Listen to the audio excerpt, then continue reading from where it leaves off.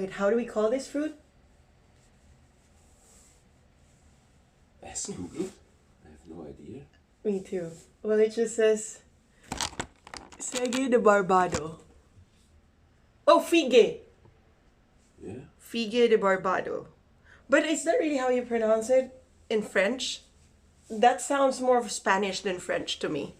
Yeah. In the French, you pronounce every vowel separately. Figui? Something like that. Not.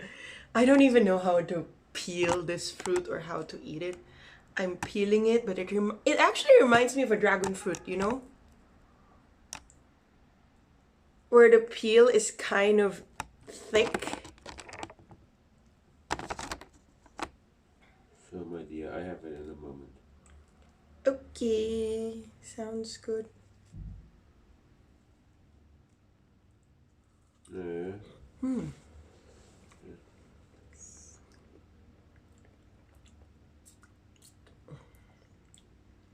The seeds are kind of weird and tough. And right now, I think one of the things from the outside went inside my thumb. It's a bit like getting a wood splinter in my finger. That's gonna bother me for the rest of the day. I have to look for my tweezers to see if I can pull it out.